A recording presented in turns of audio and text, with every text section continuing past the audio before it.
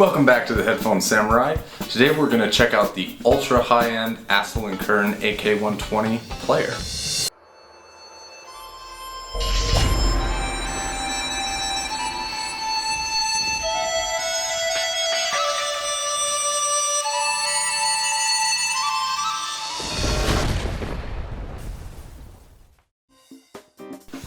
We just got our brand new Astell Kern AK120 and AK100 players here in house. These are a iRiver product. iRiver used to make a lot of cool products back in the day that had nice dedicated audiophile outputs that were, a higher end option than some of the other players that were available. So this is probably got to be just about the fanciest little portable player, audiophile player that's out there at the moment. It does have some nice features. It's fairly expensive, but we're going to go over some of the cool things that this guy will do. One of my favorite parts would be the storage capacity of the AK120. It does have 64 gigabytes of internal storage and then accepts two 64 gigabyte SD cards. So a total of 192 gigabytes. That's pretty sufficient space to hold all kinds of files. It does support high-resolution files, which is probably part of the reason why they gave it lots of storage capacity, but even if you're just using WAV files or something like that, it's still nice to have plenty of capacity to get all your music on there. High resolution is something that's definitely starting to become a little more popular with a lot of people. As we know, the iPods do not support 2496 or 24192 files at the moment. Which isn't the end of the world, but if you're going for the highest quality possible, you might want to check out some of the high-res files on HD Tracks or places like that, and the AK120 can support those for you.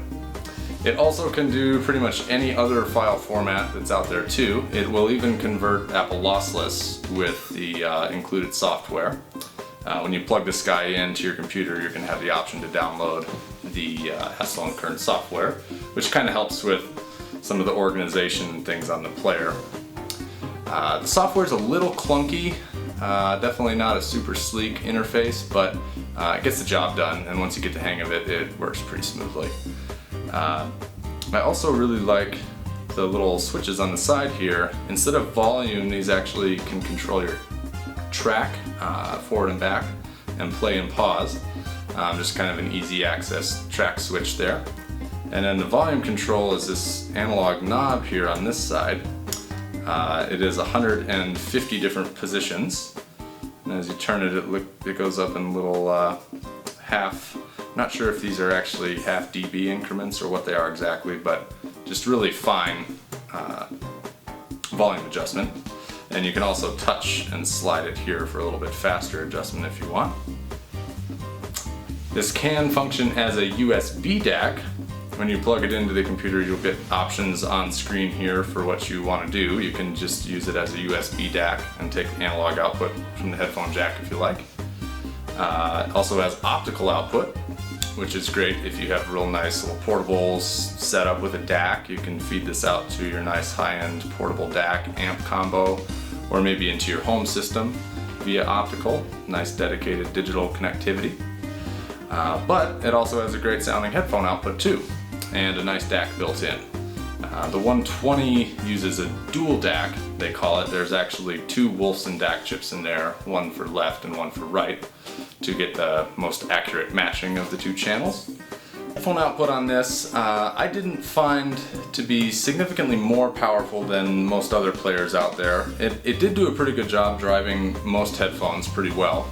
However, if you're going to be using a higher impedance phone that is known to be pretty difficult to drive, you might still want to use an external amp with this guy. But it's definitely nice and quiet for ear canals. I tried my GH13s on here and they sounded good. But higher impedance phones, you're not going to get a ton more power out of this than most other devices. Battery life is decent. It's about 14 hours to 16 hours. Probably depending on what you're driving as far as headphones go. So not bad there. Also, there are some things to mention in the box here. If you get the 120, you will get an included case. I don't believe the 100 comes with this little leather case, but the 120 does. And it's just a pretty nice outside glass surface, so we might want to put it in that case to protect it. And that fits nice and snug, so it's not going to slide out of there. And pretty nice elegant box too. This is a pretty fun one to open. You've got just some different storage compartments for the case and things, and your owner's manual and whatnot. It does come with a USB cable, and the software for it is installed on the player, so you just download software directly from the player. So overall, you're going to get great performance out of this little guy. The price point is pretty steep, $12.99. So, is this 5 times better than an iPod? Maybe. depends on your personal use, I suppose. I definitely feel that WAV files out of my iPod sound really great. I know that there are going to be certain things that will sound a little bit better on this, and the ability to play high-res files, but the price point's definitely up there. It's a really nicely built product though. I think the construction is pretty top-notch. The touch screen is actually pretty responsive, unlike some other players that we've seen that are kind of finicky with the touch screen. So pretty nicely put together product. The slight differences on the AK100 would be that internal storage is only 32 gigs as opposed to 64 on the 120, and then the 2 SD card slots on the 100 can only support up to 32 gig cards.